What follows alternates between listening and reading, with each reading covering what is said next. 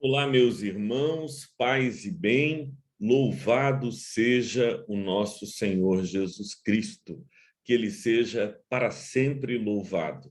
Hoje é o 13º dia do nosso projeto de Quaresma, 7 minutos em oração. E eu espero sinceramente que esteja sendo uma bênção para você e que você esteja nos acompanhando com o coração aberto e sensível para o toque do Espírito Santo.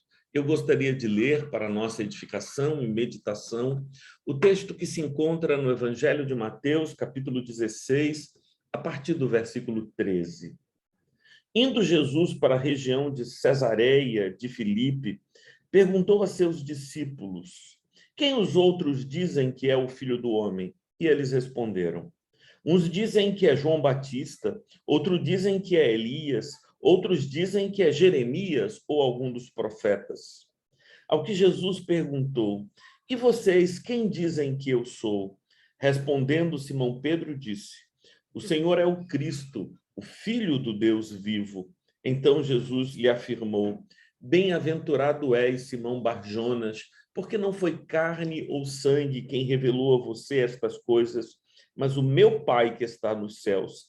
Também eu lhe digo que tu és Pedro, e sobre esta pedra edificarei a minha igreja, e as portas do inferno não prevalecerão contra ela.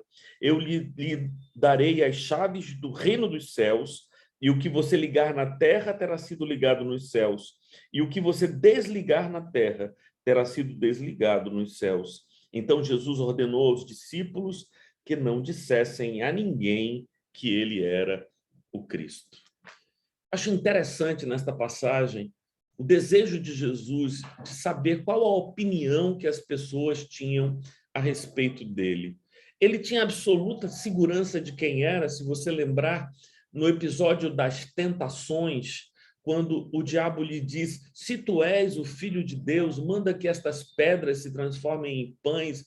E Jesus disse: nem só de pão viverá o homem, mas de toda palavra que procede da boca de Deus. Então, é sempre um se tu és, e Jesus não tem nenhuma dúvida de quem ele é. Ele sabe a sua identidade, ele conhece essa identidade, e essa identidade está firmada no Pai.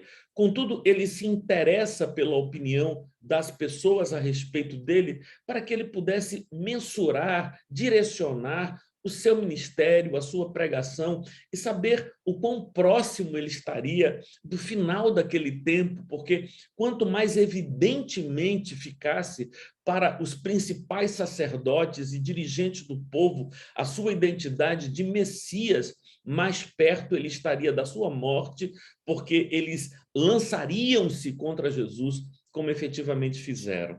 Depois de perguntar a opinião das pessoas em geral, Jesus se volta para os mais próximos e lhes pergunta: e vocês? Qual a opinião de vocês a meu respeito?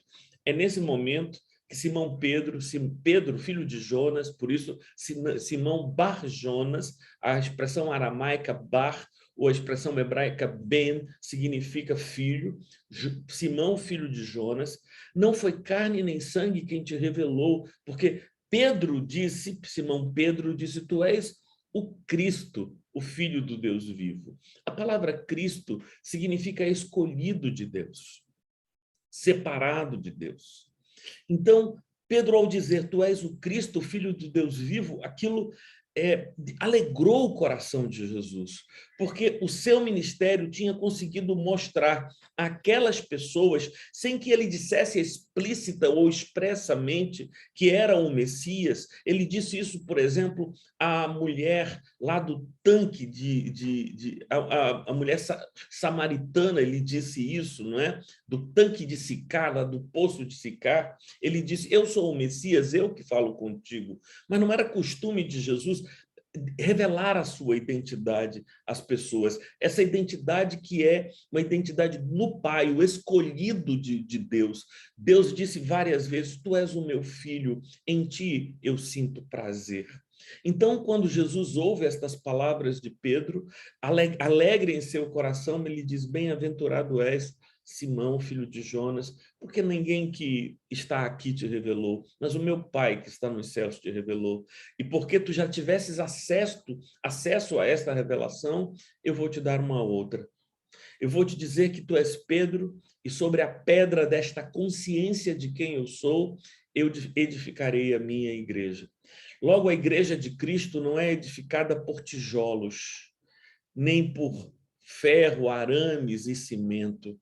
A igreja de Cristo é edificada por pessoas.